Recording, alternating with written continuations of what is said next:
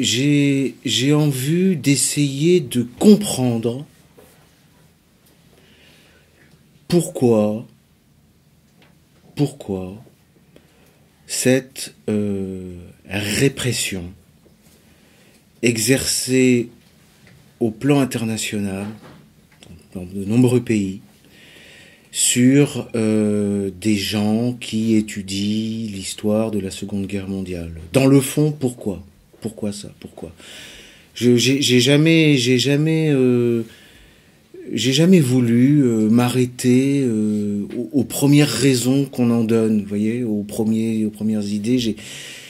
Parce que j'ai une petite idée sur la raison pour laquelle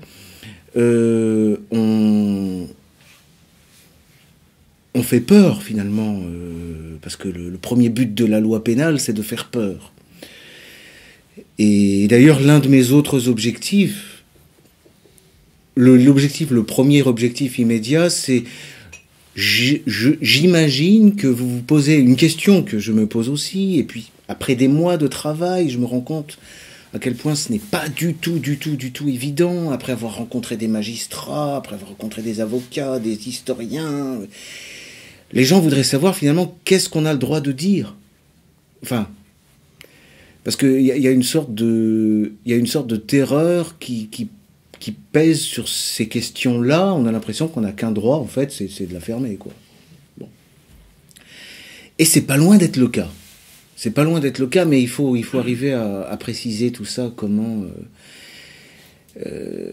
Oui, ce que j'ai en tête, c'est qu'à mon avis, il y a des raisons assez profondes, en réalité, qui expliquent...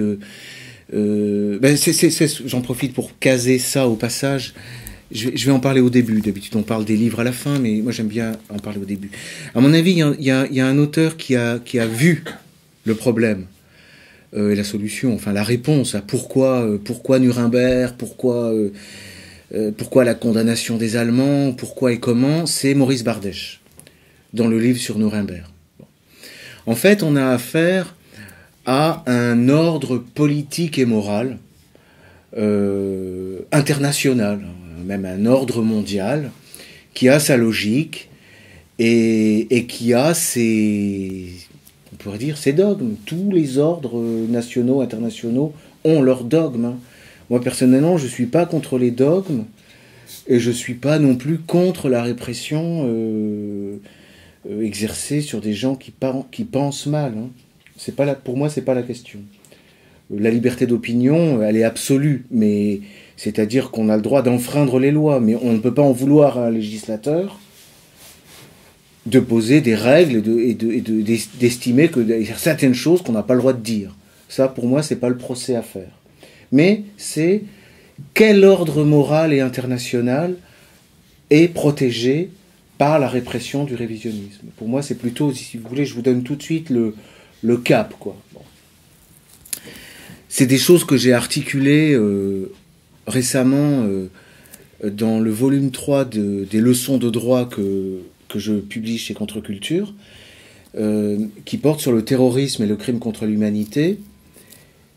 Là encore, pour tout de suite vous délivrer ma conclusion, je pense qu'il y a un rapport étroit entre le comportement d'un gouvernement en temps de guerre et le fait du terrorisme. Et que dans tout ça, le crime contre l'humanité a des... Il est évident que je vais rester prudent dans mes propos. Ça va de soi. Alors, la première chose à dire, si vous voulez, c'est que dans la répression du révisionnisme, il y a l'idée que le révisionniste, l'historien qui remet en question, en gros, les modalités, la souffrance des Juifs pendant la Seconde Guerre mondiale, celui qui fait ça, le révisionniste, que la répression appelle un négationniste, il est le complice d'Hitler et des nazis. C'est-à-dire, c'est la continuation du génocide. Hein. C'est la continuation du génocide par d'autres moyens. Hein. Clausewitz disait la guerre, c'est la continuation de la politique. Bon, ben là, pour la répression, encore une fois, j'essaie de comprendre, hein, naïvement. Et puis, c'est pas de la naïveté, c'est, enfin, honnêtement. Et pour avoir, il y a longtemps, assisté à des colloques qui se souciaient de la répression et de la réflexion sur la conception qu'il fallait avoir de la loi Guesso et comment faire pour réprimer le révisionnisme. Il y avait cette idée très forte, il faut se convaincre qu'un révisionniste, c'est un nazi en réalité. Le premier révisionniste, c'est Hitler. Voilà. Et d'ailleurs, j'ouvre comme ça ma conférence par des propos révisionnistes d'Adolf Hitler. Voilà. Alors, d'abord, c'est un ouvrage qui est paru en 1939. Ce sont des dialogues entre Hermann Rauschning et Adolf Hitler. Et Hitler vient de lui expliquer que les Juifs, c'est pas possible. Les Juifs sont... Israël est derrière l'Angleterre, la France, les États-Unis. Les Juifs seront toujours l'ennemi de l'Allemagne, etc. Et Rauschning lui dit, je lui demandais s'il fallait déduire de ces paroles que la race juive devait être totalement anéantie. Non, répondit Hitler. Au contraire. Je le fais bien, hein. Si le juif n'existait pas, il nous faudrait l'inventer. Vous voyez ? On a besoin d'un ennemi visible, et non pas seulement d'un ennemi invisible. Je le dis comme ça parce que dans la fin de ce dialogue, il paraît que Hitler s'était mis à trembler, et il claquait dans ses doigts comme ça, il a dit le juif, c'est une leçon que nous n'aurons jamais fini d'apprendre. Révisionniste. Ça commence fort, hein.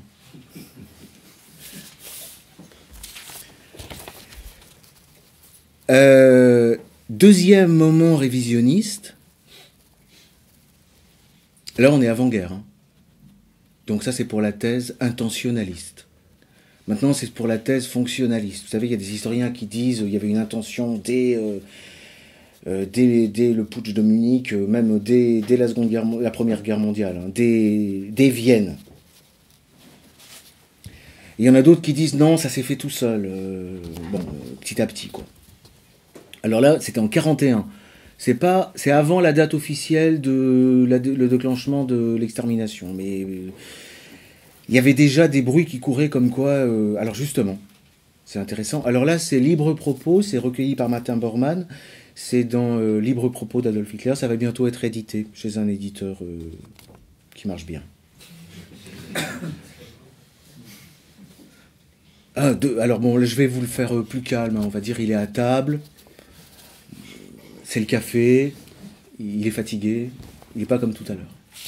Il avait des hauts et des bas.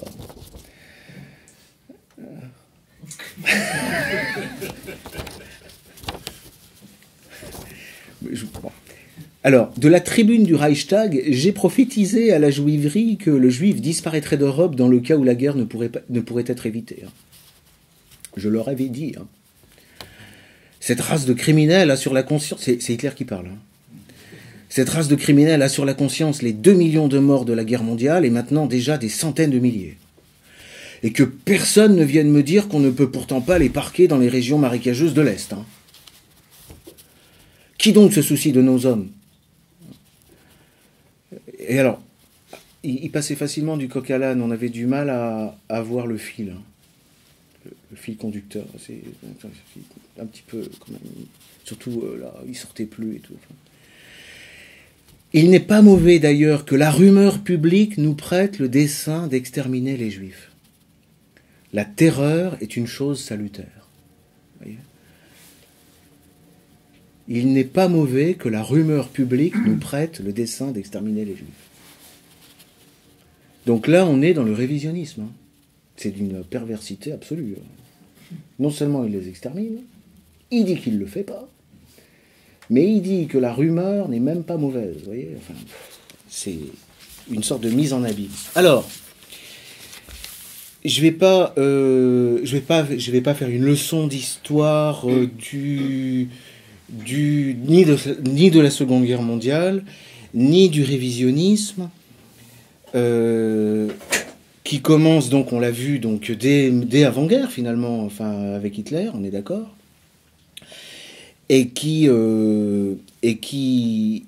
après-guerre, disons, commence en France avec l'ouvrage de Bardèche. Ce qu'il faut noter, c'est sur quoi se fonde la répression. Avec Bardèche est poursuivi pour apologie de crime, apologie de meurtre. Alors justement, c'est intéressant pour vous introduire à l'analyse de la loi actuelle, qui est la loi Guessot, que je vous fasse un petit topo sur justement la liberté d'expression. Bon, et la liberté. Alors écoutez, je vais essayer de simplifier. Enfin, simplifier, non, c'est pas une simplification. Il faut bien comprendre que dans une société libérale, en droit pénal, ne sont punis que les actes matériels, que les pensées. Hein. Les intentions ne sont pas sanctionnées, ni les propos, par principe. C'est-à-dire qu'on, par exemple, enfin, sauf répression de la tentative, par exemple, une tentative de meurtre, on ne va pas attendre que le type ait tué pour le... Mais on traite la tentative avec prudence et avec suspicion. Hein, parce que le principe, c'est quand même, on veut condamner des actes matériels. Il faut partir de là, Alors, la tentative est déjà un recul là-dessus. Et puis, il y a un autre fait. C'est, vous voyez, on a même du mal à condamner le complice. Par exemple, celui qui va mettre un coup de couteau, le couteau, on lui a prêté. Bon. Bah, déjà, on va pas l'appeler un meurtrier, celui qui a prêté le couteau. On va l'appeler un complice de meurtre, vous voyez. Le complice qui va prêter un couteau, il faut comprendre... Il va prêter un couteau en disant à quelqu'un, vas-y, par exemple, tue cette personne.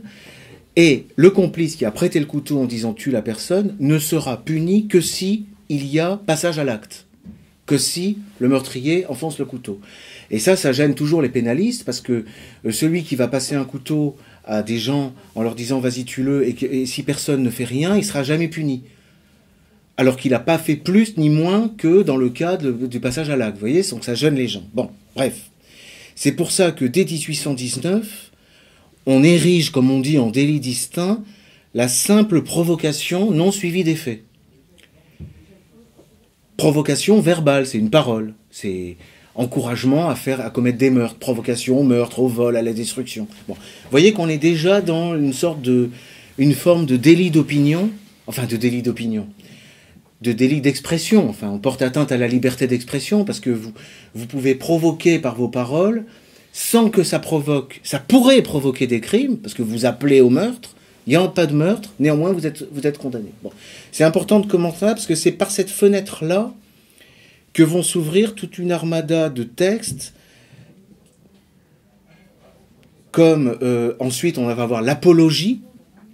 La simple apologie de terrorisme, c'est en 1893-1894 qu'on a appelé les lois scélérates. Et à chaque fois, ce sont des fenêtres qui s'ouvrent pour élargir la répression. On a les circonstances racistes ou dirigées contre une religion qui arrivent en 1939. Ce qui fait qu'en 1972, on a... l'aggravation pour la provocation à la discrimination raciale, etc. Bon, déjà, on avait ce genre de texte. Alors, c'est important parce que on est parti du principe comme quoi il faut un acte concret. Ensuite, on a le risque d'un acte concret. Mais on arrive à des infractions dont on peut quand même se demander, et c'est là qu'on a le fameux délit d'opinion. C'est-à-dire qu'on peut se dire qu'en réalité, on protège plutôt un intérêt évanescent, politique, moral, social, et non plus des intérêts très concrets et réels, quoi. voyez? Bon. Ça, c'est l'arsenal qui était à disposition donc, pour réprimer les révisionnistes. Donc on avait la complicité, on avait la provocation, l'apologie, la diffamation, évidemment l'injure. On avait aussi la responsabilité civile.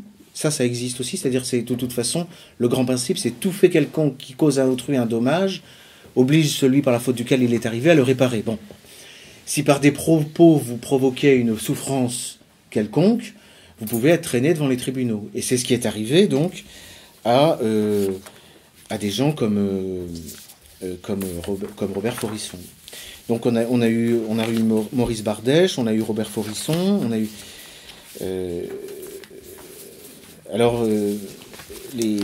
les avis sont partagés sur l'origine, la raison d'être de cette loi Guessot. On s'interroge toujours sur la pertinence, sur la nécessité, sur ce qui a fait que cette loi Guessot est devenue nécessaire. En général, on rappelle que quelques années avant, on a eu un scandale, c'est vrai, le scandale de la publication de deux textes de Robert Forisson dans le journal Le Monde en 1978 et 1979. Et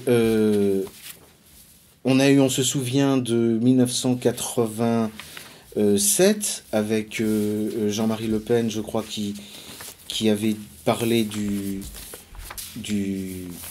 point de détail, que les chambres à gaz étaient un point de détail. C'est la même époque du procès Barbie. En 83, on avait un arrêt de la Cour d'appel de Paris qui avait reconnu à Robert Forisson la valeur et la qualité de son travail. Bref, en 1990, on a cette loi que je vais commenter, puisqu'on va se concentrer là-dessus, je ne vais pas parler du reste. Alors, cette loi, elle se présente comme ça. Elle nous dit qu'elle punit ceux qui auront contesté l'existence de crimes contre l'humanité. J'abrège, parce que la formule est beaucoup plus compliquée et je vais m'employer à vous l'expliquer. Hein. Tout simplement en deux temps. Premier temps, les crimes contre l'humanité. Qu'est-ce qu'on entend par les crimes contre l'humanité? Qu'est-ce qu'on n'a pas le droit de contester? Qu'est-ce dont l'existence ne peut pas être contestée? Et ensuite, je vous dirai en quoi consiste la contestation de l'existence. Hein. Bon. Voilà. Qu'est-ce qui ne doit pas être contesté et qu'est-ce que contester? Alors, qu'est-ce qui ne doit pas être contesté? Ce qu'on entend par crime contre l'humanité. Alors, c'est pas évident. Il y a deux éléments. Bon, il y a déjà il y a la qualification, il y a le crime contre l'humanité, c'est-à-dire c'est une qualification pénale, c'est un crime, quoi. Bon. Mais cette qualification pénale, il faut qu'elle ait été opérée par un juge. Il faut qu'il y ait eu un jugement. En l'occurrence, c'est Nuremberg. Donc ça fait déjà... Je laisse de côté pour tout à l'heure le jugement. Sur le crime contre l'humanité, j'ai dit que c'était une qualification. Pour analyser la chose rigoureusement, il faut distinguer le droit et le fait. Le droit, c'est la notion de crime contre l'humanité, la qualification. Vous voyez, c'est abstraitement, dans l'abstrait, la notion de crime contre l'humanité. Et ensuite, on va voir les faits concrets commis. Qu'est-ce qu'on entend par crime contre l'humanité? Bon. Historiquement, quoi. Bon. Alors, en ce qui concerne la qualification abstraite, la loi Guessot, donc ce texte-là d'incrimination, renvoie à l'article 6 du statut du tribunal militaire international annexé à l'accord de Londres du 8 août 1945. Alors, en réalité, enfin, il faut comprendre que tout de suite, on est dans l'histoire de la Seconde Guerre mondiale. Et on est dans... parce que il faut comprendre le mot crime contre l'humanité au sens technique. Hein.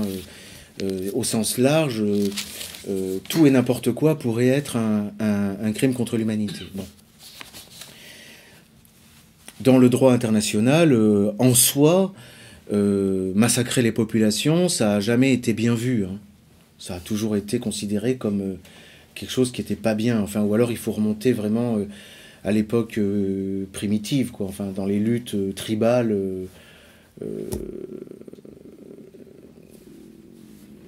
Préhistoriques, quoi. Hein.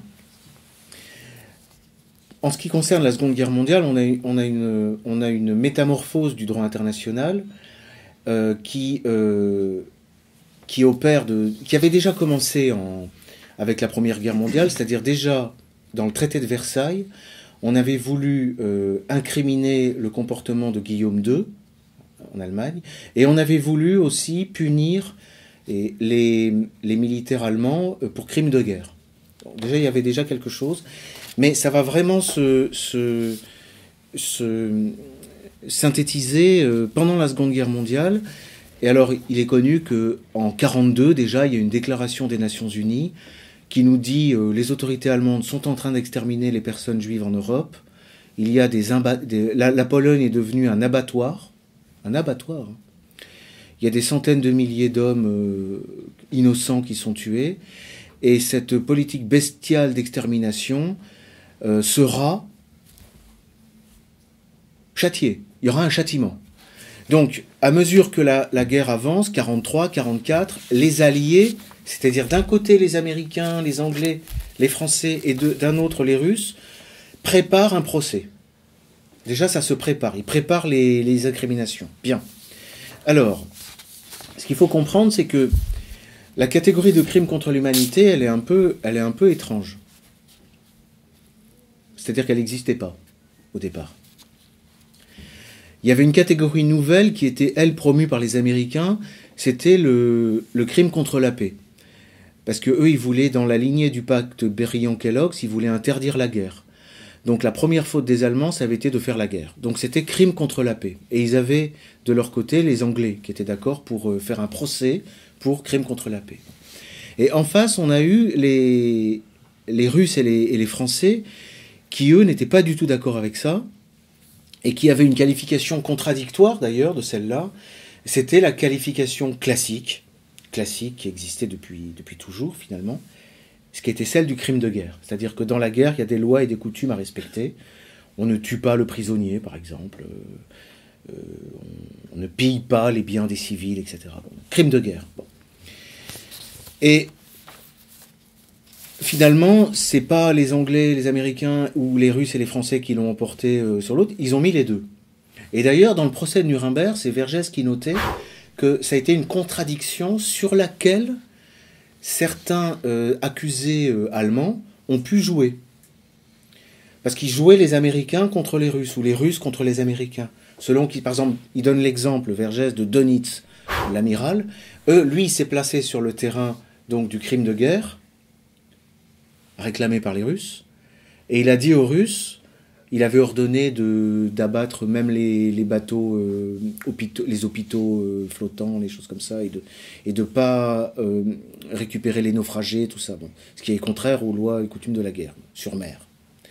Et il a dit, mais il a apporté un ordre de l'amiral Nimitz qui a été exactement le même que lui. Donc vous voyez, donc là, lui, il a pu sauver sa tête, comme ça. Bref. Alors, la catégorie de crime contre l'humanité, elle se rattacherait quand même plutôt à celle de crime de guerre. Elle a été générée parce que les juristes français, et peut-être aussi les Russes, se sont rendus compte qu'il y avait des choses les actes commis justement contre les Juifs, notamment avant la Seconde Guerre mondiale, ne pouvaient pas rentrer dans la catégorie de crime de guerre. D'autre part, le crime de guerre, ça collait pas avec un gouvernement qui persécutait sa propre population. C'était valable pour une armée qui commet des persécutions sur la population civile d'un pays occupé, par exemple, ou qui commet des actes sur l'armée ennemie. Bon, bref, il y avait toute une série de difficultés, ce qui fait qu'on a trouvé une formule qui est, et donc la loi Guesso ne renvoie qu'à ça, pas aux crimes de guerre et aux crimes contre l'humanité, la formule la voici. Ce que l'on désigne par crime contre l'humanité, c'est l'assassinat, c'est déjà un crime, hein, l'extermination, c'est un peu redondant, la réduction en esclavage, la déportation, ce qui en soi n'est pas forcément un crime, hein, et tout autre acte inhumain. Alors là déjà on est dans les concepts, un acte inhumain, c'est un peu curieux, commis contre toute population civile, avant ou pendant la guerre, ou bien les persécutions. Alors là après il y a un doute sur ce qui va venir, est-ce que ça ne porte que sur les persécutions, concept extrêmement large, hein. Comme je disais à propos d'une conférence sur le terrorisme, contrôler l'identité de quelqu'un dans la rue ou le fouiller, c'est déjà de la persécution. C'est déjà de la persécution. Pour des motifs politiques, raciaux ou religieux. Voilà, ça, c'est un crime contre l'humanité. Et on précise, lorsque ces actes ou persécutions, qu'ils aient constitué ou non une violation du droit interne, mais ça c'est du droit, c'est un peu de la cuisine, du droit interne du pays où elles ont été perpétrées, ont été commis à la suite, ça c'est un truc qui vient clôturer la chose, à la suite de tout crime rentrant dans la compétence du tribunal ou en liaison avec ce crime. C'est-à-dire qu'à Nuremberg, ce qu'on vient de décrire là, crime contre l'humanité, on va dire persécution, acte inhumain pour des motifs raciaux, religieux, politiques, ils sont sanctionnés par le tribunal de Nuremberg lorsque ces comportements ont été commis à l'occasion ou en lien avec les crimes de guerre ou les crimes contre la paix. Ouais, c'est un peu spécial, mais il faut peut-être ça vous intéresse pas terriblement, mais dès qu'on sort des chambres à gaz, les gens, c'est incroyable. Non, je suis désolé, c'est un passage un peu juridique. Et cette notion de crime contre l'humanité, elle a été récemment reprise par le Code pénal français et par la fameuse Cour pénale internationale. C'est calqué sur la définition de Nuremberg, à quelques variantes près. On a rajouté les motifs sexistes, par exemple. Le jour où les femmes voudront exterminer les hommes, on aura un texte.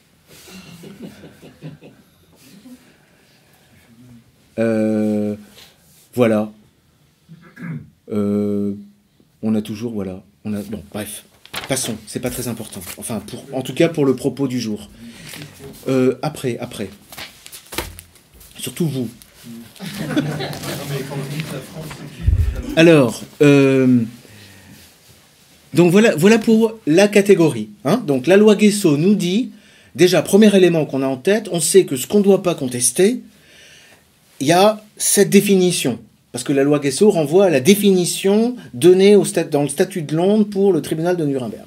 Alors maintenant, concernant, c'est pas simplement la qualification en abstrait, c'est les faits qualifiés. Bon. Là, on tombe sur la seconde grande question, après celle dont je viens de parler, c'est la question du caractère général ou, disons, spécial de la loi Guesso. Est-ce qu'elle ne vise que le génocide dont les Juifs ont été victimes, ou est-ce qu'elle vise tous les génocides, ou en tout cas tous les crimes contre l'humanité dont les uns ou les autres ont été victimes? D'accord?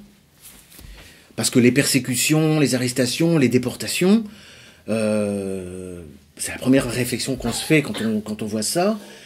Mais vous allez voir qu'il faut dépasser il faut arriver à comprendre ça. On se dit, bon, bah ça c'est vieux comme le monde. Hein.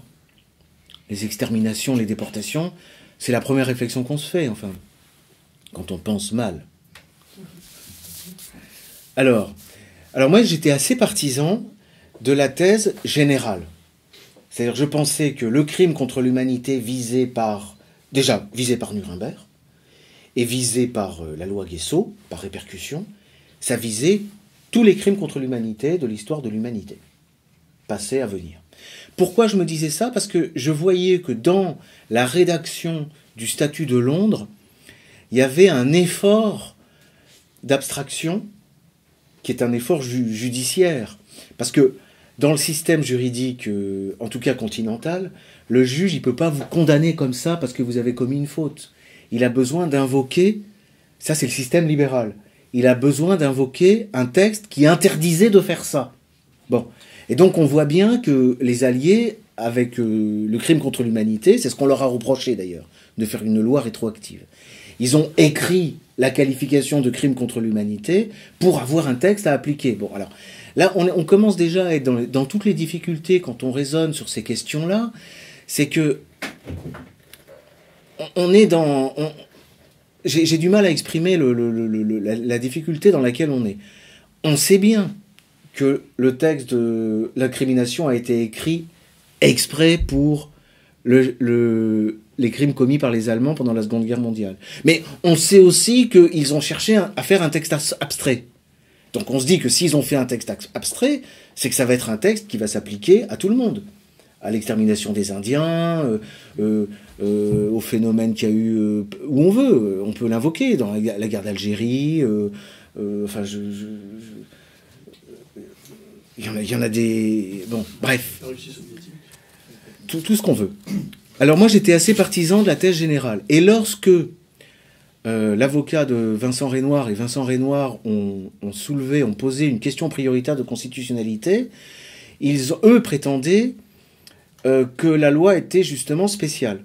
Et ils disaient, comme elle est spéciale, elle est inconstitutionnelle. Et moi, je leur avais dit, non, je l'avais écrit d'ailleurs, j'avais écrit, non, vous vous trompez, elle est générale, et c'est pour ça qu'elle va être constitutionnelle. En fait, on avait faux tous les deux. Le Conseil constitutionnel a répondu non. Elle est spéciale, et c'est pour ça qu'elle est constitutionnelle. Parce que si la loi était générale, mais j'y reviendrai là-dessus, c'est une idée importante. Si c'était tous les crimes contre l'humanité dont on n'avait pas le droit de contester l'existence, ce serait une atteinte vraiment disproportionnelle à la liberté d'expression, ce serait insupportable. Les historiens doivent pouvoir travailler librement. C'est parce que c'est uniquement... c'est parce que ça concerne uniquement les crimes particulièrement odieux commis par les Allemands contre les populations juives, c'est pour cette raison que la loi est constitutionnelle.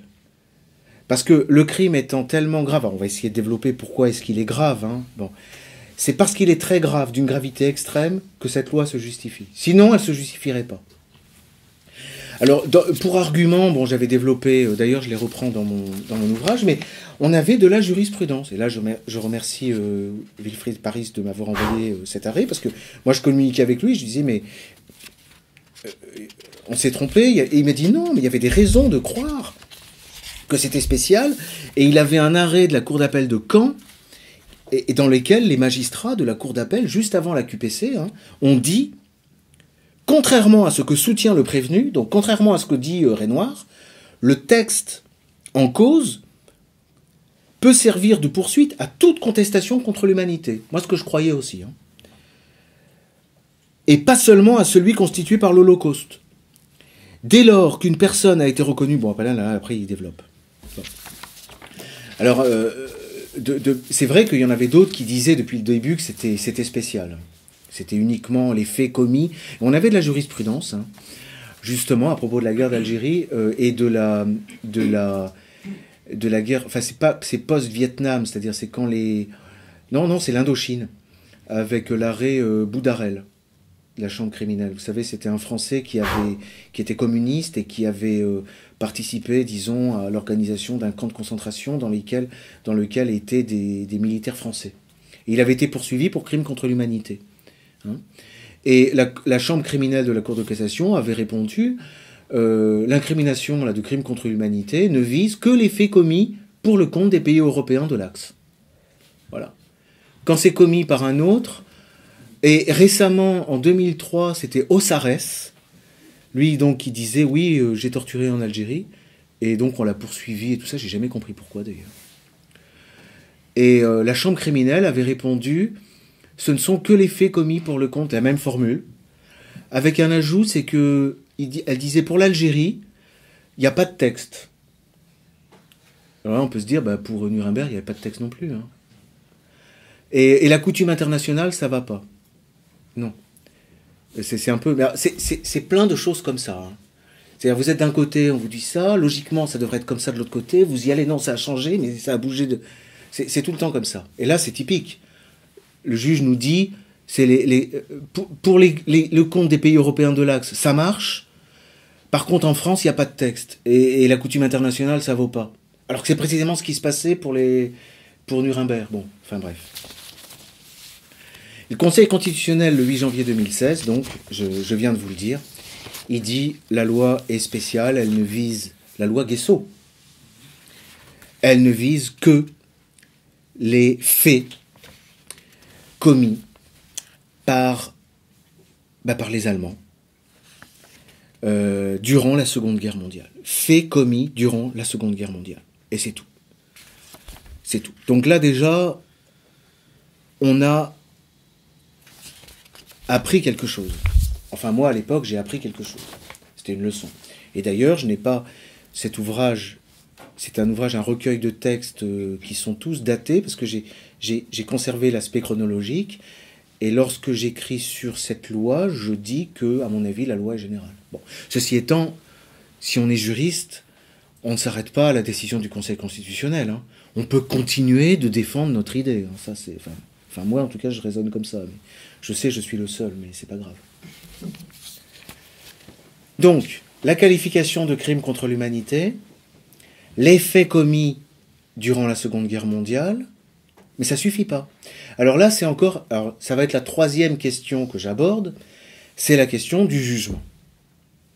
Alors là encore, alors là j'ai une position et les juges sont à peu près enfin on est sur la même position. C'est-à-dire que par rapport à la loi Guessot, vous pouvez pas, à mon sens, hein, et c'est ce que disent les juges, hein, c'est ce que dit le Conseil constitutionnel, notamment à chaque fois, en général avant une élection, qu'il y a un projet de loi pour sanctionner la contestation de l'existence du génocide arménien.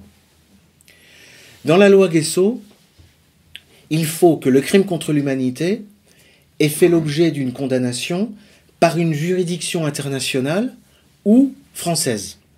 Il faut qu'il y ait une condamnation. Il faut qu'ils aient été jugés et condamnés les faits. Bon. Alors, je vais vous dire franchement, et c'est un argument qu'on retrouve dans les arrêts, dans les décisions, si on n'avait plus le droit, on était condamné pour avoir contesté l'existence d'un génocide qui n'a pas fait l'objet d'un procès, bon, on peut quand même considérer que ça poserait un peu plus de problèmes que ça n'en pose dans le cas de crimes contre l'humanité qui ont fait l'objet d'une condamnation. Bon, je sais que c'est pas forcément convaincant, hein, mais sans jugement, ça met le juge dans une position un peu délicate, quoi. On vient le voir, on lui dit il y a eu un génocide. C'est ce que dit le Conseil constitutionnel. Ça veut dire que le juge, on va lui demander en plus de commencer par décider s'il y a génocide ou pas. Enfin, s'il y a génocide, s'il y a, mettons, prenez dans les déportations. S'il y a déportation ou pas déportation. Pour des motifs, mettons, religieux. Vous comprenez ? Si vous allez devant le juge, vous allez lui dire on vient d'avoir un génocide, on vient d'avoir des déportations. Par exemple, on a déporté là, la semaine dernière, on a déporté des Français, on les a envoyés... je sais pas moi, on les a envoyés en Algérie, bon, par exemple. Le juge, il n'est pas forcément au courant, il n'est pas censé, il n'a pas de document, vous voyez. Alors que si vous y allez et puis vous ajoutez un tel à contester l'existence de ces déportations. C'est pas la même chose que si vous allez voir le juge en disant, voilà, un tel a contesté l'existence de déportations qui ont été condamnées par un juge. Et voilà, comprenez ? Donc moi, j'ai toujours considéré que cet élément du jugement de Nuremberg faisait une grande différence entre les génocides. Et en plus, c'est un critère objectif. Jugement, pas jugement. Bon. Alors, ce qu'on a essayé de faire avec, par exemple, le génocide arménien et d'autres, c'est, bon, on n'a pas de condamnation, je parle du législateur français, et des victimes, ou des descendants de victimes. Les Arméniens, par exemple. Ou les descendants de la traite des Noirs, on dit la traite des Noirs. On a le droit de dire le mot noir ? Non. On dit la traite des Blanches. ce qu'ont fait les Arméniens et d'autres, c'est-à-dire ils ont fait ce qu'on a appelé alors des lois mémorielles. C'est-à-dire, le Parlement français va voter une loi où il est dit que nous reconnaissons l'existence du génocide arménien. Et on s'est dit, bah, maintenant qu'on a une loi qui reconnaît l'existence du génocide arménien, on va pouvoir sanctionner la contestation de l'existence du génocide arménien. Vous comprenez? Et en fait, longtemps, alors là, ça a été la levée en masse. Tous les juristes, professeurs de droit, agrégés, la faculté de droit était retournée, j'ai les noms. Les historiens, Pierre Nora, tout ça, toute la faculté d'histoire, enfin, l'universitas. C'est en disant non, j'allais dire nine. Non, non, non aux lois mémorielles, liberté pour l'histoire. Liberté pour l'histoire. Alors, à l'époque, alors c'est pareil, à chaque fois que vous avez des... Vous savez, j'essayais d'exprimer l'idée. Je crois que pour comprendre la dialectique autour de la répression du révisionnisme, il faut lire Sun Tzu. On est dans la guerre, on est dans la stratégie. C'est-à-dire que quand vous êtes dans une guerre comme ça, et qu'il y a un terrain qui va être très, très profitable à l'ennemi, la première chose à faire, c'est d'occuper ce terrain. Et de l'empêcher de l'atteindre. Alors là, vous aviez les révisionnistes qui... Enfin, je veux pas être méchant, mais... qui étaient un peu en retard, quoi. Et qu'on commençait, certains... Enfin, en général, pas Robert Forisson, parce que lui, il est plutôt pessimiste. Hein. Mais beaucoup de révisionnistes ont dit « Génial, génial !» les historiens se soulèvent, les juristes se soulèvent, donc la loi Guesso va être balayée par le Conseil constitutionnel. D'ailleurs, c'est pour ça que la Cour de cassation ne veut pas transmettre au Conseil constitutionnel. J'avoue, j'ai cru ça aussi. Hein. Parce que, la preuve, les gens en ont assez des lois mémorielles. Et en fait, je crois qu'on n'avait pas vu cette nuance. Je passe sur la première nuance. C'est qu'il y a déportation et déportation. Déporter des Maghrébins, comme c'est arrivé en Algérie, déporter des Syriens. Et ça, il faut le dire. Il ne faut pas avoir peur de le dire. Déporter des Juifs, c'est pas la même chose. C'est pas pareil.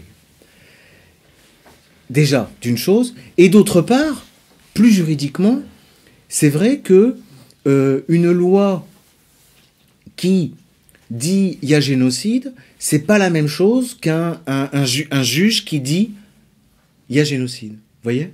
Et les décisions du Conseil constitutionnel, en fait, elles se comprennent comme ça. Et d'ailleurs, c'est écrit noir sur blanc. C'est-à-dire, ce n'est pas, on s'est fondé sur la séparation des pouvoirs. Le législateur, ça revient à ce que je disais tout à l'heure, il faut un texte général pour le juge. Et la séparation des pouvoirs, c'est celui qui écrit le texte ne doit pas être celui qui l'applique.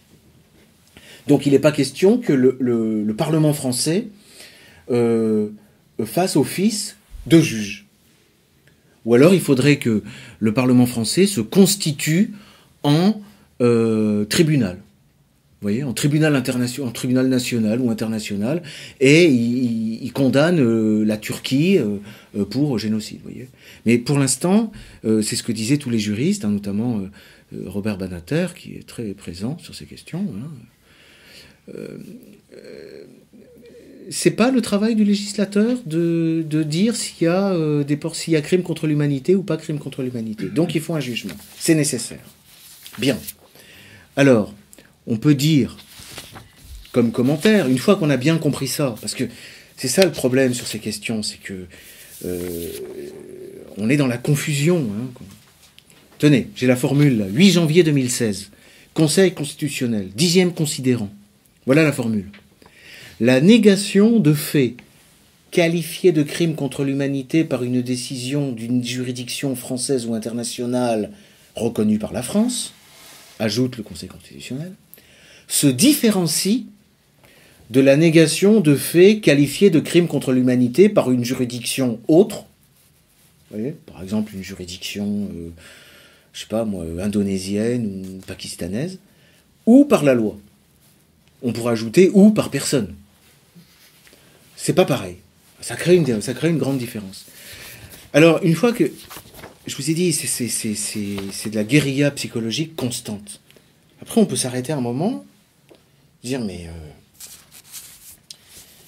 comme disait l'autre, après tout, mais quelle différence? Quelle différence? Bon, si on était mal pensant, dans le cas des crimes contre l'humanité commis pendant la Seconde Guerre mondiale, on pourrait dire qu'il y ait eu jugement ou pas jugement, quelle différence? Quand on voit ce qu'a été le jugement de Nuremberg, je veux dire, ça change quoi finalement? On pourrait, hein, je ne le fais pas, hein. On pourrait dire finalement c'est le jugement des vainqueurs condamnant les vaincus. Est-ce que ça fait une grande différence qu'il y ait eu ça, plutôt que rien? Bon. Au passage, avec ces lois rétroactives, avec cette responsabilité collective, avec l'absence d'appel, et je le note dès lors, l'absence de révision. C'est-à-dire la révision judiciaire n'est pas possible dans le tribunal dans le jugement de Nuremberg. Si vous voulez réviser un jour le jugement de Nuremberg pour refaire un procès, mais cette fois-ci bien, bon, eh ben, vous devez rassembler les Russes, les Anglais, les Français, les Américains, qui révisent les accords de Londres pour réviser, pour introduire cette clause en disant si, la révision sera possible. Et j'ai vérifié dans les versions russes, anglaises et françaises, non, hein, vraiment la révision n'est pas possible. En l'état. Alors les gens qui ne sont pas dans le ciel des idées juridiques, restant, oui, mais c'est pas possible, on ne pourra jamais réunir, on s'en fout, c'est juste pour expliquer. Après, je pourrais vous parler du problème des preuves, c'est-à-dire qu'il y avait des choses qui étaient tenues de notoriété publique, les documents apportés par les Alliés étaient tenus pour des preuves authentiques, c'était aux accusés de faire la preuve contraire. Bon, on connaît tout ça, hein, on connaît. Première réflexion. Deuxième réflexion, plus importante, et là, vraiment, qui est dans le commentaire de la loi Guessot, c'est que c'est nécessaire qu'il y ait eu condamnation, mais ce n'est pas suffisant. Et ça, c'est encore un écueil sur lequel on peut se tromper, parce que je fais un petit peu, je vais vous dire franchement, le recensement aussi de mes propres erreurs, hein, puisque moi, je me suis plongé dans toutes ces choses-là, qui sont très compliquées, enfin, quand même compliquées, hein, confuses, etc. Et l'une de mes autres erreurs, ça a été beaucoup de travailler sur cette idée, parce que pourquoi? Parce qu'il y a une formule latine, alors ça m'a un petit peu hypnotisé. Il y en a qui, bon, on est hypnotisé par ce qu'on peut, hein. C'est la formule latine, puisque ça me plaisait en même temps. C'est, on nous disait, avec Nuremberg, et c'est plein en fait, c'est des pièges. C'est des fausses pistes. Voilà une fausse piste. On nous disait, c'est la chose jugée. C'est-à-dire, Nuremberg a jugé, donc c'est par respect de la chose jugée que vous ne devez pas contester l'existence des crimes contre l'humanité. Et là, il y a une formule latine, c'est res judicata pro veritate habetur. Alors moi, ça me faisait rêver parce que la formule latine, elle veut dire que la chose jugée prend la place de la vérité. Remplace la vérité. Bon, alors... je trouvais ça poétique. Et c'est la même formule que celle de la fiction. Dans la fiction, qu'est-ce qu'une fiction en droit? C'est-à-dire, vous savez, les juristes, parfois, font comme si. Alors là, c'était un petit peu, ça voulait dire un jugement, et c'est ça la vérité, hein, c'est la fiction de vérité. On fait comme si c'était vrai. Et c'est vrai que quand il y a un jugement, une condamnation, il y a beaucoup de gens qui ne comprennent pas ça. Par exemple, ils divorcent et puis on dit qu'ils ont commis ça, ils ont commis des fautes et tout. Et toute leur vie, ils sont là à répéter, mais je ne l'ai pas fait, c'est pas moi, c'est pas vrai, c'est ma femme. C'est pas le problème. Le juge a dit ça pour le juge et pour les autres juges, pour les policiers, pour les huissiers, pour les gendarmes, pour tout le monde. Ça tient lieu de vérité. La vérité, on s'en moque. Alors, au bout d'un moment, c'est une question aussi d'ordre social, quoi. Il faut trancher. Il y a des choses, il faut... Bon, bah, là, c'est un petit peu la même chose, nous dit-on. Et c'est vrai. Dans un jugement, c'est res judicata. Alors là, c'est... En même temps, alors on se dit ça, mais... Ça, c'est Delcroix qui discutait avec moi. Lui me disait, mais non, ça tient pas. Par exemple, si on faisait passer en jugement... Alors, quel exemple il me donnait? je ne sais plus, il me donnait l'exemple de... Ouais, si on retrouvait Goebbels, je crois, par exemple, qui n'a pas été condamné à Nuremberg, on refaisait passer un procès, il n'y aurait pas chose jugée. C'est-à-dire que pour qu'il y ait chose jugée, il faut qu'il y ait identité de partie, de cause et de...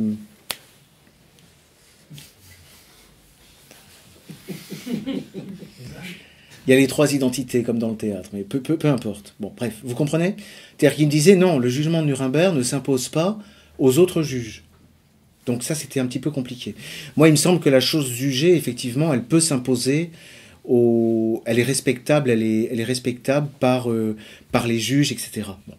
Alors, une fois qu'on a dit ça, il faut comprendre que aucun jugement, jamais... D'abord, il y a le pouvoir de révision, mais en réalité, cette force de la chose jugée, cette présomption de vérité, elle ne s'impose pas au commun des mortels, elle ne s'impose d'abord pas au condamné. Lui peut toujours, toute sa vie, continuer à clamer son innocence. Vous voyez? Et il y a aucun jugement pour lequel on ait l'interdiction de contester l'existence des faits qui ont été condamnés. C'est absolument original. C'est d'autant plus frappant maintenant qu'on sait que c'est limité aux déportations de juifs pendant la guerre. Encore quand c'était général, on pouvait se dire, bon, c'est justifié, mais là, ça devient plus crucial. Et surtout, il faut comprendre qu'il n'y a pas a priori de raison pour interdire aux historiens de traiter le jugement comme un fait historique, et comme tous les faits historiques, un fait vérifiable, contestable, discutable, etc. Vous comprenez? Bon, donc là, j'ai terminé de faire le tour, pour ici, de cette notion de crime contre l'humanité qu'il ne faut pas contester. Donc, qu'est-ce que la contestation de l'existence? Alors là, on est à nouveau sur une distinction qui est compliquée. Enfin, on va me dire, on est dans la confusion, pourtant je distingue. Mais cette distinction m'intrigue. On va distinguer l'histoire pour déjà traiter cette question. Traiter la question. Est-ce que l'histoire est interdite? Voilà. Pour poser la question. Est-ce qu'on n'a pas le droit de faire de l'histoire sur les déportations de juifs pendant la Seconde Guerre mondiale? Voilà la question. Bon. Parce qu'elle est présentée comme ça parfois. Hein. Les adversaires de la loi Guesso disent... Bon, je vais y venir. Et ensuite, il y a une autre chose, c'est en fait, il faut comprendre qu'en réalité, cette loi Guesso, elle est là pour lutter contre l'antisémitisme. Donc en fait, ce qu'on interdit, c'est pas l'histoire, dit-on, dans le système répressif. Hein. C'est pas l'histoire, c'est l'antisémitisme. Ça, il faut quand même arriver à comprendre un petit peu comment ça... Alors, en ce qui concerne l'histoire, j'ai prévu 3 temps, parce que c'est pas évident. Alors, si on regarde les choses à la lettre du texte, la loi Guesso nous dit les faits condamnés par le jugement de Nuremberg. D'accord? Bon. Alors, on va voir le jugement de Nuremberg, et on voit des tas de choses. Il est question d'abat-jour en peau humaine, il est question du massacre de Katyn, il est question, il est vrai, des chambres à gaz. Un certain nombre de camps, un certain nombre, hein, on ne nous dit pas lesquels exactement, c'est important, de camps possédaient des chambres à gaz pour l'exécution massive des prisonniers, dont les corps étaient ensuite brûlés dans des fours crématoires. Ces camps furent en fait utilisés à la solution finale du problème juif par l'extermination. Et on a des gens condamnés, Göring, Ribbentrop, Keitel, Kaltenbrunner, Rosenberg. Vous pourrez contempler l'affiche de Bruce Le Goy qui portraitise tous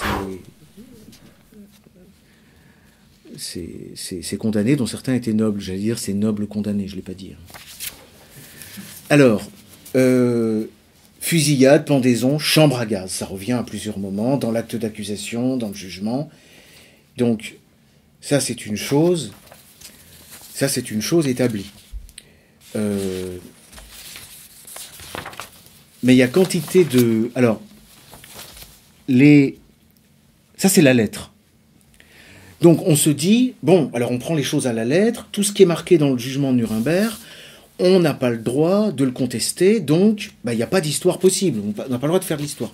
Et là, on a à nouveau quand même une révolte des historiens qui disent, nous, notre métier, c'est de douter, de contester, on est contre la loi Guessot. Il y a quand même beaucoup de gens en France qui sont contre la loi Guessot, hein, de tous bords, hein. Des juristes, des historiens, des gens qui sont ni juristes ni historiens, des tas de gens trouvent incroyable cette loi. Voilà. Voilà. Beaucoup de gens se dressent contre cette loi avec des bons arguments, hein. La recherche de la vérité ne progresse que grâce à la communication des pensées, notamment de la pensée critique et par l'écrit. Voilà. Et on pourrait dire que la loi Guessot décrédibilise le travail scientifique.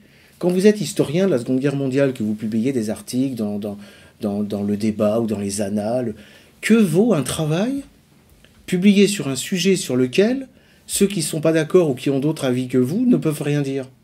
Qu'est-ce que ça vaut? Ça vaut rien. Ça veut dire que vous faites de l'histoire officielle. Donc ça choque. Ça choque, et c'est vrai que contre les lois mémorielles, les gens visaient aussi la loi Guessot. Ça, c'est la première façon. Alors, il y a un truc qui cloche quand même, avec cette vision-là. C'est qu'en fait, si on regarde le jugement de Nuremberg, et si on regarde ce qu'ont dit bien des historiens, on constate que le jugement de Nuremberg a été remis en question. Il a été contesté. Ne serait-ce que Katyn, par exemple, qui n'est pas dans la condamnation, mais Katyn a été contesté. On a eu des camps... en 60, je crois, des camps qu'on pensait être d'extermination et qui ne sont plus considérés que comme des camps de concentration ou de travail. Ça ne veut pas dire que ce n'était pas des camps de la mort au sens large, hein. Ça ne veut pas dire qu'on n'y mourrait jamais, hein. Mais on n'y mourrait pas en entrant dans des chambres à gaz. Bon. On a pensé qu'il y avait des... On a cantonné pour l'instant les camps, les chambres à gaz aux camps à l'Est. Bon. Alors il est vrai aussi que tous ces historiens qui se sont mis à s'intéresser à ces choses, pour beaucoup, ont avancé et l'ont été à cause ou grâce aux historiens révisionnistes. Au fait qu'il y a eu Bardèche, il y a eu Racinier, il y a eu Robert Faurisson. Ça a bougé l'histoire institutionnelle qui a été obligée de... Et d'ailleurs, ça c'est quelque chose qui est reconnu par un grand historien de la Seconde Guerre mondiale, qui est considéré comme le principal, hein, c'est Raoul Lindbergh, qui dit que Robert Faurisson a rendu service, je ne retrouve pas, je cite de mémoire, a rendu service à la science historique. Alors il ajoute évidemment sans le vouloir, mais il reconnaît que ça a forcé à plus de recherche, à plus d'attention, etc. Bon. Et pourtant, ces historiens qui donc, à la lettre, violent la loi Guessot, ne sont jamais poursuivis. On ne les poursuit jamais. Ils ne sont jamais condamnés. Et il n'est pas question de les poursuivre et de les condamner. Et d'autres, donc comme Robert Faurisson, comme Zundel, etc., enfin toute une série de chercheurs et d'historiens, qui disent parfois les mêmes choses, et même souvent. Régulièrement, la défense de Robert Faurisson devant les tribunaux consiste à dire « Vous m'accusez d'avoir dit ça, par exemple, d'avoir remis le nom en question, le chiffre de 6 millions. C'est une infraction. Mais voilà la liste de tous les historiens qui ont remis en question le nombre. Et ça continue, c'est tout le temps discuté. Donc pourquoi moi, vous me poursuivez et eux, vous ne les poursuivez pas? Expliquez-nous. » Ça signifie, alors soit c'est, comme on dit, l'opportunité des poursuites, les mystères de l'opportunité des poursuites. On reste dans le secret. Bon. Mais on peut essayer d'aller un petit peu plus loin. Et il faut. Aujourd'hui, il faut. Parce qu'il y a un argument qui... Alors, il est compliqué, mais on est dans la discussion et dans la réflexion. On est bien d'accord. Hein, on est dans le champ de bataille. Aujourd'hui, ce qui triomphe comme thèse chez les juristes répressifs, c'est de dire « Ah mais l'histoire est complètement libre. Ah, mais vous pouvez dire, faire ce que vous voulez. C'est Jakubowicz qui disait, mais on peut remettre en question le nombre de 6 millions. Mais le révisionnisme est inhérent à la science historique. Il n'y a pas d'histoire sans révisionnisme. Ça, c'est Jakubowicz, Alain. Je sens que dans la salle, les gens sont des connaisseurs. L'histoire n'est pas interdite. Et la Cour de cassation, maintenant, elle dit ça. C'est-à-dire, on distingue officiellement le négationnisme qui n'est pas de l'histoire et le révisionnisme qui est de l'histoire et qui lui est permis. Donc le révisionnisme, c'est de l'histoire, c'est autorisé, la loi Guesso ne vise pas ça, la loi Guesso ne vise que le négationnisme. Bon, alors là, on commence à dire, attendez, cette loi, elle commence à être un peu subtile. On n'arrive pas trop à savoir la différence, et qu'est-ce qui fait déjà sur les poursuites, on ne comprend pas trop. C'est une loi qui n'est pas claire. Alors il y en a beaucoup qui avaient espéré que le Conseil constitutionnel condamnerait cette loi pour raison d'obscurité, quoi, parce qu'il faut que les lois pénales soient claires, qu'on sache ce qu'on a le droit de dire et de pas dire, quoi. C'est quand même la base. Bon. Mais là, moi, j'avais trouvé la réponse de Robespierre, qui a trouvé la réponse. Il disait le caractère des ennemis de la République et de la Révolution étant la dissimulation et la fraude. Il faut que les lois soient vagues et générales pour pouvoir les appréhender sous tous les angles. Donc c'est même pas un argument de dire cette loi est floue, elle tient pas debout, on sait pas où ça va, parce qu'on va vous répondre le crime étant très grand, le danger étant énorme, il faut employer les grands moyens. Vous voyez ? Bon. Alors, cette distinction révisionniste-négationniste, elle est sanctionnée par le Conseil constitutionnel, c'est le 8 janvier 2016, c'est toujours la décision Renoir. Seule la négation, implicite ou explicite, ou la minoration outrancière est prohibée. Les dispositions contestées n'ont ni pour objet, ni pour effet d'interdire les débats historiques. Et c'est pour ça que la loi Guesso est constitutionnelle. Ça, c'est le Conseil constitutionnel qui le dit. C'est-à-dire que si jamais il était arrivé, alors il y a plusieurs choses, hein. Si la loi Guesso avait visé plus que la déportation des Juifs, elle aurait été inconstitutionnelle. Si elle avait interdit le débat historique sur la déportation des Juifs, c'est-à-dire pourquoi on les déportait et pour faire quoi à la fin, ça aurait été inconstitutionnel. Parce que ça, c'est pas possible. Alors là, après, je vous communique l'état du droit. Ensuite, on peut broder, commenter, gloser. Hein. On peut se dire... c'est la fameuse déclaration des historiens. C'est-à-dire qu'il n'y a pas d'histoire officielle, il n'y a pas de loi Guesso, enfin, il n'y a pas d'interdiction du débat historique. Néanmoins, chez les historiens, il ne faut pas se demander... Est-ce que quelqu'un peut réciter parce que moi, il ne faut pas se demander comment techniquement... Voilà, il ne faut pas se demander comment techniquement... Un tel crime de masse a pu être possible. Un tel crime de masse a pu être possible, il a été possible puisqu'il a eu lieu. Bon, alors, ça veut dire, oui, l'histoire est libre, le débat est ouvert, mais simplement, et d'ailleurs la formule des historiens, c'était, c'est le point de départ et d'arrivée obligé de toute recherche sur les chambres à gaz, et ça veut dire que si vous sortez de ce cadre-là, c'est-à-dire si vous remettez en question, donc ça voudrait dire que vous ne faites plus de l'histoire. C'est-à-dire il n'y a plus d'objets, il n'y a plus de méthode, c'est plus de l'histoire. Je ne sais pas si c'est une... Alors les juges disent ce qu'il faut condamner. Alors moi c'est ce que je plaide quand il m'arrive de défendre des gens accusés de contestation de l'existence de crimes contre l'humanité, qui sont d'ailleurs pas toujours des historiens, mais qui sont parfois des humoristes. Parce qu'il y a le problème pour l'histoire, mais je ne l'aborde pas ici, parce que ça peut presque faire une autre conférence, c'est pas vraiment la répression du révisionnisme historique, mais la fiction littéraire également est en cause, la fiction cinématographique, la création, le dessin, la sculpture, enfin tout ce qu'on voudra. C'est-à-dire, y a une répression, et d'ailleurs ça peut être une piste pour essayer de comprendre la logique de cette contestation de l'existence de crimes contre l'humanité. Leur argument, c'est nous, ce qu'on sanctionne, c'est pas l'histoire. La preuve, c'est vrai. Dieudonné n'est pas historien. Et quand il dit...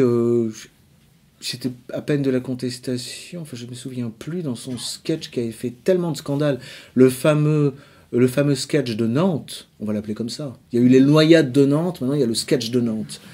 Le sketch de Nantes qui a été interdit, c'était...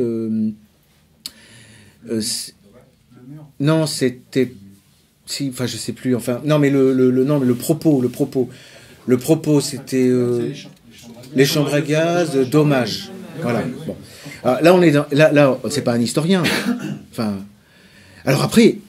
autre chose aussi, c'est discuter sur ce qu'est un historien. Alors, par exemple, la LICRA, là je renvoie encore à un discours de Jakubowicz, son argument, c'était de dire, la LICRA n'a jamais poursuivi un historien, jamais. Nous n'avons poursuivi que des lettrés, des professeurs de pseudo-littérature, des chimistes, de ça et là, mais nous n'avons jamais poursuivi d'historiens. Bon. Alors, qu'est-ce qu'il faut faire pour être historien ? S'il faut un diplôme délivré par l'université française, Thucydide n'était pas historien. Vous voyez ? C'est compliqué. Et puis alors, qu'est-ce que ça veut dire aussi d'interdire la recherche historique à ceux qui n'ont pas le diplôme et qui ne sont pas inscrits dans un laboratoire du CNRS ? De permettre uniquement si vous êtes inscrit dans un laboratoire du CNRS ou si vous avez une charge de maître de conférence, de le permettre, là, l'histoire, mais de poursuivre pour contestation de l'existence au nom de la lutte contre le révisionnisme, alors que les propos sont les mêmes, des deux côtés, quelqu'un qui fait ça le dimanche. L'historien du dimanche, voilà, c'est ça un peu l'argument. Bon. Il y en a d'autres. Il y a eu aussi une certaine... On doit le dire. Parce que les juges disent, non, nous, c'est uniquement l'outrance que nous condamnons. L'outrance et la mauvaise foi.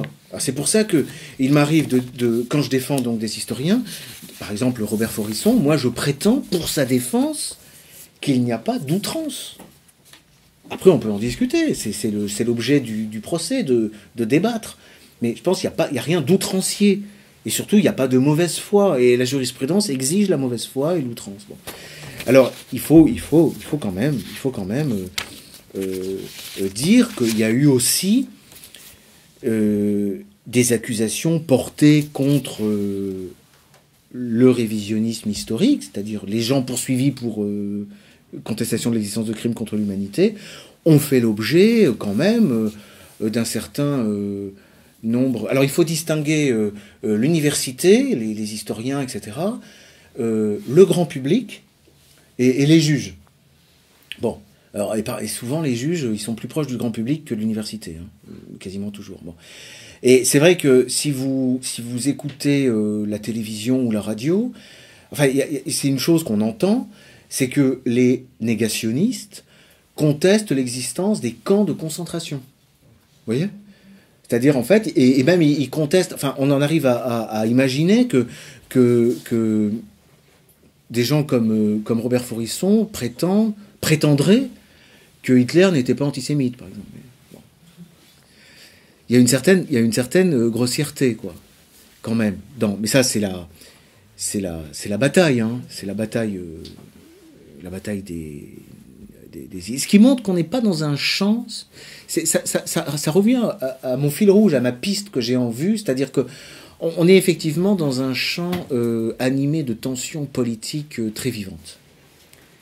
Très vivantes. Et que ce qui est en cause, c'est plus qu'on ne le croit. Je pense que c'est l'ordre international, quoi, qui est fondé sur ces questions. Mais... on a dit aussi que les négationnistes, comme on les a appelés, c'est par exemple Michel Tropper, en fait, ce que eux voulaient faire, c'était uniquement de la calomnie. C'est-à-dire pouvoir se faire le plaisir de dire que les Juifs avaient menti. Et mentaient toujours. Et mentaient pourquoi ? Uniquement pour se faire de l'argent. Voilà. Et donc c'est pour cette raison-là que Michel Tropper dit il faut lutter contre le négationnisme, parce que ces gens font croire qu'ils font de l'histoire pour pouvoir se faire plaisir. Si tant est que, d'après eux, ça fasse plaisir d'être antisémite. Vous voyez ? Donc là, encore une fois, Robert Forisson, par exemple, pour prendre cet exemple, et j'en ai d'autres, hein, il arrive qu'il commence... Tenez, je vais vous lire un extrait quand même.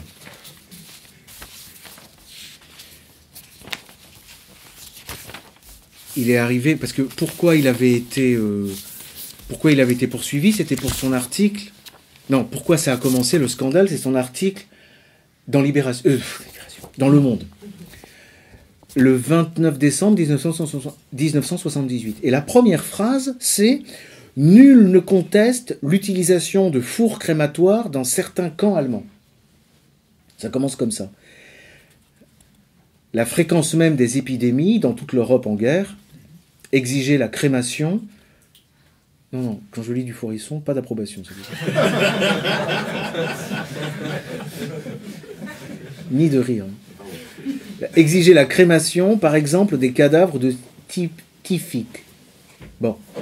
C'est l'existence des chambres à gaz, véritables abattoirs humains, qui est contestée. Voilà. Et ensuite, il dit, en 1945, la science historique officielle affirmait que des chambres à gaz avaient fonctionné aussi bien dans l'Ancien Reich qu'en Autriche, en Alsace, en Pologne, etc. Et en 60, et ça c'est... Ça, il ne cesse de dire ça. Bon, après, lui, c'est vrai que lui pousse un peu l'enquête, hein. Il va un peu plus loin. Il est allé au cœur du cœur, il est allé à Auschwitz. Bon, après, vous connaissez, je ne vais pas vous raconter, donc on le poursuit. Mais dans les poursuites qui sont exercées contre lui, c'est jamais très limpide et clair. Quand on le poursuit, par exemple, sur le nombre, sur les 6 millions, j'étais resté au 8, moi. Sur les 6, pardon.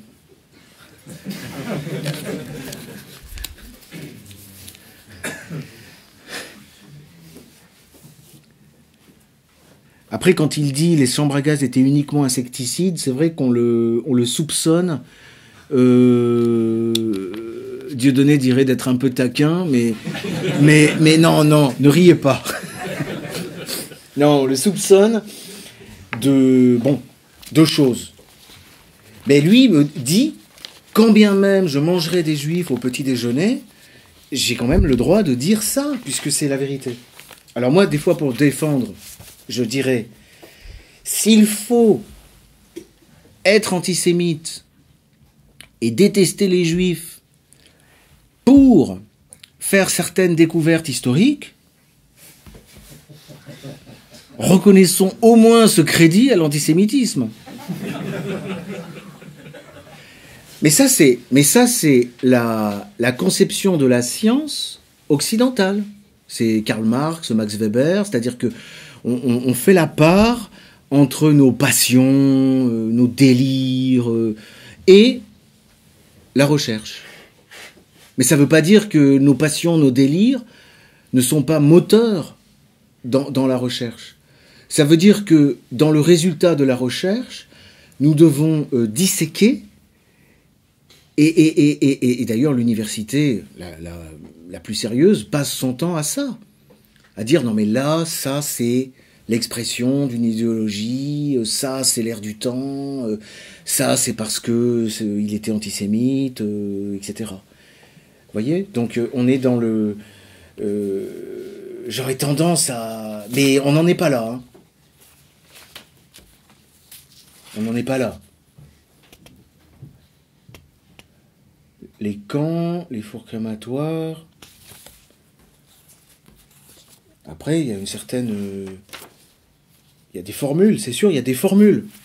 Quand on dit, par exemple, je ne nie pas que les juifs aient été traités en minorité dangereuse, c'est limite. C'est limite.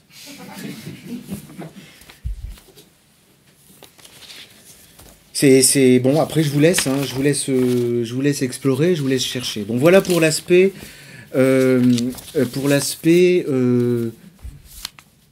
l'histoire.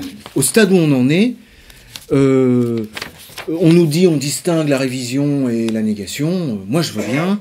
Mais objectivement, je suis désolé, on condamne des gens pour avoir dit des choses que d'autres ont dit, exactement les mêmes, et eux ne sont pas poursuivis. Hein. Alors, et en plus, si ces autres disent ce qu'ils disent, Là, je renvoie à certains textes, justement, de Faurisson. C'est-à-dire, il y a un texte connu qui s'appelle « Les victoires du révisionnisme ». Et s'ils disent ça, ces gens, c'est précisément parce qu'ils ont travaillé, je vous l'ai dit tout à l'heure, c'est-à-dire que ce sont les vilains négationnistes qui ont forcé le révisionnisme à progresser. Vous me suivez? C'est évident. Alors, c'est vrai qu'à chaque procès, on répète toujours la même chose sur la chambre à gaz d'Auschwitz, sur le truc. Alors, je ne sais pas si moi, je peux le dire. Non. Bon, déjà, on va me soupçonner de le penser, c'est déjà pas mal. Vous voyez, la politique, voilà la déclaration d'historien de 1979. On va terminer sur ce chapitre ensuite. Je vais vous lire. C'est ça le propos des... En 79, donc les historiens, hein, et c'était pas n'importe qui, hein, Philippe Ariès, Alain Besançon, Robert Bonneau, Fernand Braudel, Pierre Chaunu, Monique Claveil-Lévesque, Marc Ferraud, François Furet, Yvon Garian, Jacques Julliard, Labrousse, Le Goff, Leroy Ladurie, Lévesque, Laureau, Nicole Laureau, tiens. Mandrou, Mossé, c'est incroyable. Léon Poliakov, bon, il y en a encore Rodinson, etc. Jean-Pierre Vernant, Paul Venn, Pierre Vidal-Naquet, c'est incroyable. Et alors tous, ils ont dit ça, le dernier mot, voilà. Voilà, techniquement, voilà. Il a été possible techniquement puisqu'il a eu lieu, voilà. Tel est le point de départ obligé de toute enquête sur ce sujet. Cette vérité, il nous appartenait de la rappeler simplement. Il n'y a pas... En fait, cette vérité, il y a 2 points. C'est là la vérité. Elle est là, la vérité. Il n'y a pas, il ne peut y avoir de débat sur l'existence des chambres à gaz. Boum. Je vais un rideau.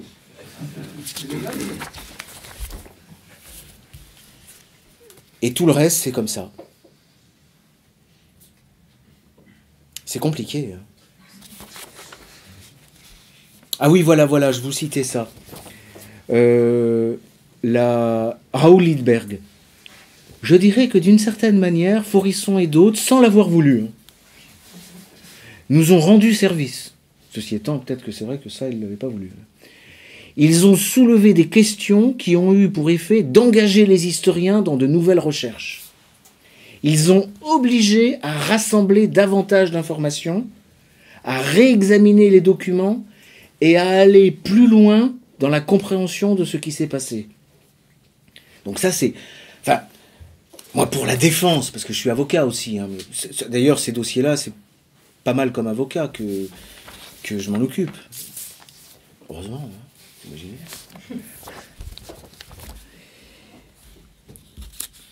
C'est vraiment ça est-ce que c'est pas la définition d'un historien qui a fait œuvre scientifique, enfin je sais pas, plongez-vous un peu dans les bouquins d'histoire du 19e siècle ou même du 20e siècle, le nombre de salades qui sont racontées, le nombre d'historiens délirants, enfin je veux dire, de toute façon l'humanité est dans le délire.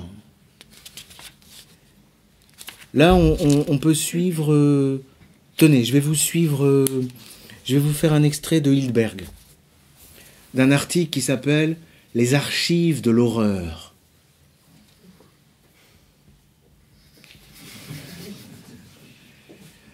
Hildberg. Il n'y a pas de tabou en histoire. Tout doit être discuté. Si je traitais le sujet comme un tabou, je n'aurais pas travaillé 35 ans sur des documents. Dans l'histoire de l'extermination, des points restent troubles, vagues. Il faut les soulever, il faut chercher à y répondre. Parfois, on n'y parvient pas, parce que l'on ne dispose pas de données suffisamment précises. Je continue à chercher. Question du journaliste. Angoissé. Et vous avancez ? Et c'est là qu'il y a la réponse. Je dirais que d'une certaine manière, Faurisson et d'autres, sans l'avoir voulu, nous ont rendu service. Vous voyez ? Et ça, c'est 1982. Donc ça déroge à la déclaration de Vidal-Naquet, le roi Ladurie, etc. On va dire. Alors, c'est pas l'histoire qui est condamnée, condamnable, etc. Non. Ce qui est condamné, c'est l'antisémitisme. Alors, je vais le faire sans notes, puisque il me reste très peu de temps, et c'est la partie la plus...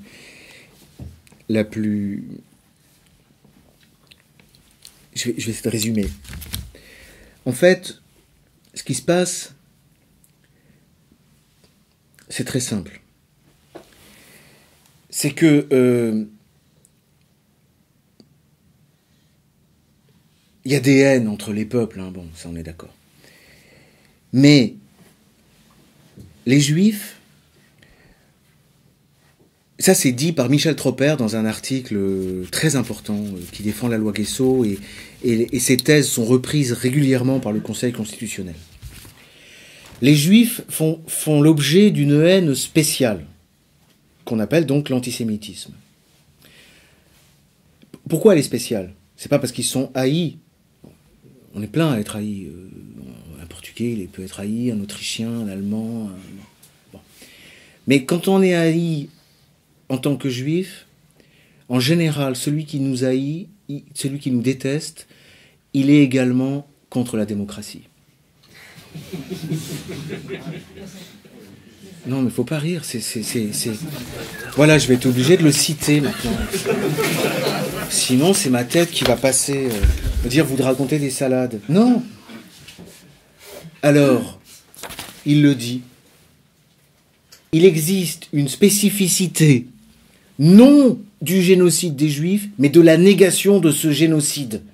Elle s'inscrit, la négation de ce génocide, dans un mouvement antisémite et antidémocratique qui n'a pas cessé avec le génocide lui-même, et elle l'alimente. Elle alimente le génocide. Rétroactivement.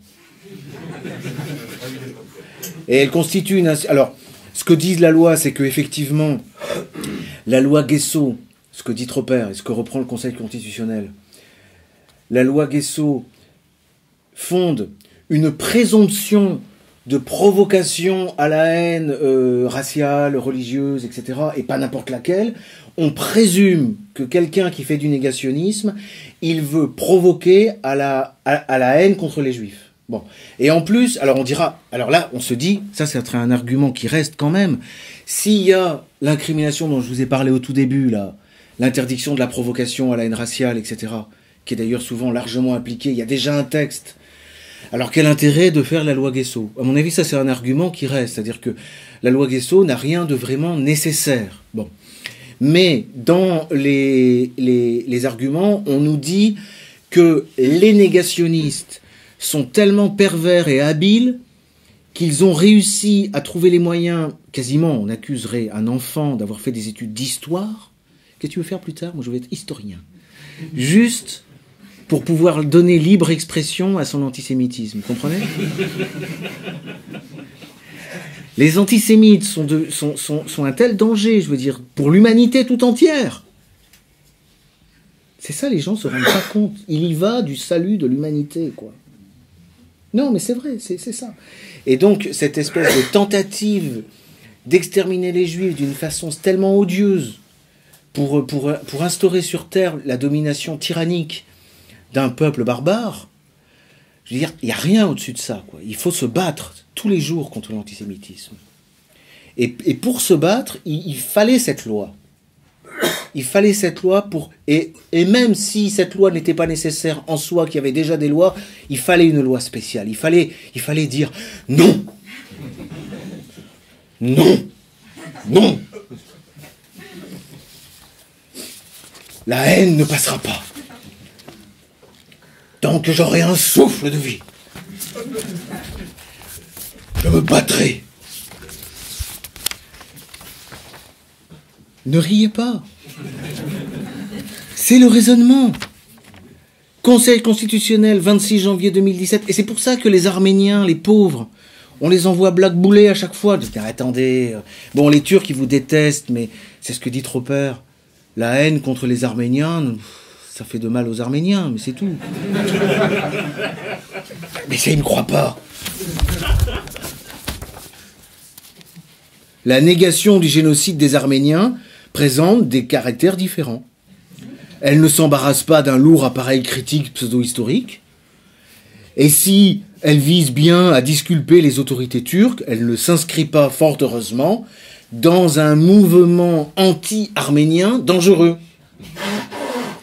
Le mouvement antisémite est dangereux.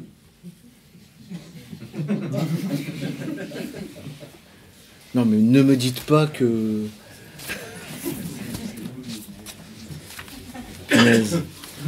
Heureusement qu'on n'est pas... Heureusement qu'on n'est pas antisémite. Et où est le danger? Alors là, je termine là-dessus. C'est pour ça il faut réfléchir. Il faut réfléchir. Ben, le danger, il est dans cet ordre international qui se présente comme démocratique. Et moi, je pense qu'on aurait intérêt à réfléchir à ça. Et ça, je vous répète que Maurice Bardèche avait déjà parlé de ça. C'est-à-dire qu'en fait, Nuremberg, la Seconde Guerre mondiale, et ça c'est ce que j'explique dans le dernier livre là, c'est le moment d'un bouleversement gigantesque dans nos sociétés, en particulier occidentales de l'Ouest. C'est une réorganisation du monde sous l'égide américano-russe. Et cet ordre du monde, il ne fonctionne pas comme fonctionnait encore le monde au XIXe siècle. Il fonctionne autrement, sur d'autres valeurs. Son ordre, sa morale et ses valeurs et sa logique est autre. Et après, bon, il faut creuser, mais effectivement, il y a sans doute quelque chose, alors, entre visiblement, en tout cas, on ne sait pas si les Juifs sont quelque chose de bien pour ce nouvel ordre, on n'ira pas jusque-là. Mais il est certain que les antisémites sont soupçonnés d'être les ennemis de cet ordre-là. Ça, c'est clair. Je vous remercie.